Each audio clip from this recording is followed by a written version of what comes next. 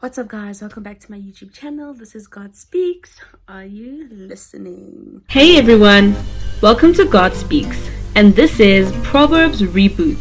In this series, we're breaking down the timeless truths of Proverbs and rebooting them for your everyday life. God's wisdom still speaks powerfully today, and together we're going to unpack it, live it, and share it. Let's jump in. We are now in Proverbs 15. We're making progress. As you know the drill, read the chapter before you watch the video. Okay, verse 1. A gentle answer turns away wrath, but harsh words stir up anger. So your tone matters in the way you communicate. I just love it when the Bible supports certain philosophies and truths, and what I like about this is how, I kid you not, I've had arguments with people thinking God is not practical. Guys, God made the world. He's the most practical out there. Okay, he made doctors. He's gonna use them.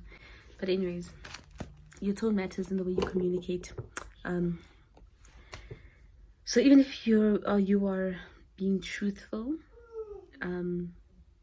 be very calm and be very kind in how you speak, because if you use harsh words, even if they're truthful, they can cause arguments. It can destroy trust.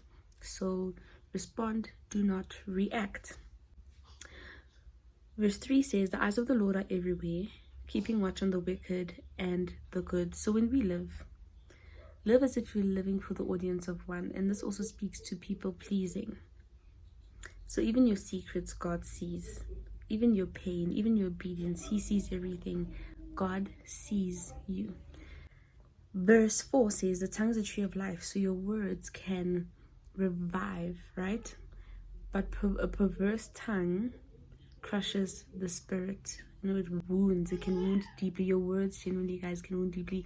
I think there was a study that says, spoke about heartbreak can be, and I'm paraphrasing, of course, it's similar to physical pain.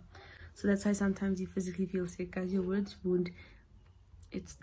Don't think that it's just physical hurt that can cause such, but your words genuinely can wound. Okay, they carry weight. So just be very mindful of what you say. So even manipulation, even harsh words, even sarcasm, in the context especially of insults, those count as a perverse tongue. We are now in verse 8 that says, the Lord detests the sacrifice of the wicked, but the prayer of the upright pleases him. So when it says he detests the sacrifices of the wicked, we're speaking about outward acts, performance. God looks at your heart alignment. He looks at your honesty, not performance.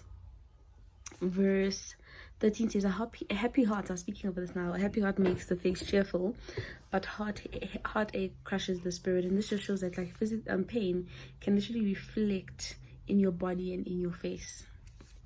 But then it continues to say in verse 14 that the discerning heart seeks knowledge, but the mouth of a fool feeds on folly. So emotional and spiritual healing bring visible transformation. Verse 17 speaks on better a small serving of vegetables with love than a fattened cow. So true wealth is in your relationships, not in materials. Verse 22 says, plans fail for the lack of counsel, but with many advisors they succeed. So don't walk alone. No man is an island, okay? Get accountability partners, get mentors, because they can save you from costly mistakes. Verse 23 says that a person finds joy in giving an apt reply. And how good is a timely word? It brings healing, it brings confirmation, and it brings peace.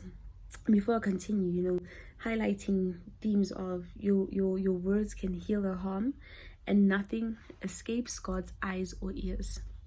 I think this is very important, especially when we're looking towards justice. Nothing escapes God's eyes or ears. Nothing is a very big word. And righteous living is relational. And wisdom builds and pride breaks. Yes, so righteous living is relational. Wisdom builds and pride breaks. And to wrap it up, verse 29 says, the Lord is far from the wicked, but he hears the prayer of the righteous. Righteous person is someone who's God-centered, has God as their center, even at the center of yourself, not just other things and people. And it's a surrendered heart and a repentant heart. And just to wrap it up, the last verse says, wisdom's instruction is to fear the Lord, and humility comes before honor. I suggest you read verse 33 in different translations. I think you'll love it. That brings us to the end. As you know, I do have a blog where I submit weekly devotions. For now, more will come later, and the link will be in the description. Don't forget to like, comment, share, ask any questions that you have, and remember, God speaks. Are you listening?